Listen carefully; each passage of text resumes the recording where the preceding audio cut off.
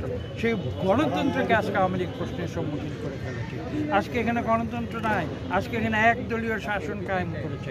অতীতে তারা বাকশাল কায়েম করেছিল, এবার তারা যেটা করেছে তার নাম হচ্ছে অলিখিত বাকশাল, অর্থাৎ এখানে সবাইকে একদলীয় শাসনে কাজ করতে হবে। এটা হয় না কোনো দিন, এটা পৃথিবীতে কোনো দিন হয় না, এটা মানুষের যে স্বাভাবিক যে রীতিনীতি তার পরিপন্থী, এই কথাটা আমাদের বুঝতে হবে। বিভিন্ন দুনিয়াতে কোটি কোটি হাজার কোটি মানুষ বিভিন্ন সময় জন্ম লাভ করেছে, মৃত্যুবরণ করেছে। মানুষ কি চায়? মানুষ শুধু ক্ষুধার স্বাধীনতা চায় না, মানুষ যেটা চায় সেটা চায় চিন্তার স্বাধীনতা, কথা বলার স্বাধীনতা। এটাই হচ্ছে মানুষের চিরন্তনী যেটা আকাঙ্ক্ষা। কাজে আজকে বাংলাদেশের মানুষকে সেই স্বাধীনতা ফিরিয়ে দিতে হবে। সেই উদ্দেশ্যে আমরা এই বিভাগীয় সভাগুলোর আয়োজন করছি।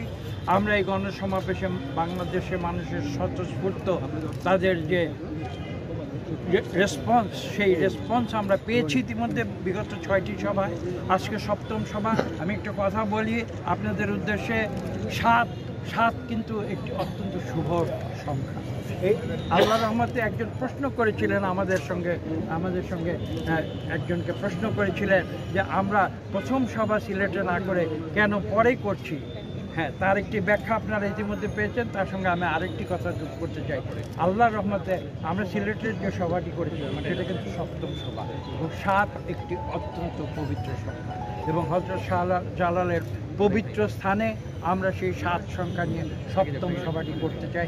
ইনশাআল্লাহ এটি সফল হবে এবং জনগণ এই সরকারকে এই বার্তা সঠিকভাবে পৌঁছে দেবে যে গণতন্ত্র ব্যতি রেখে বাংলাদেশ চলতে পারে।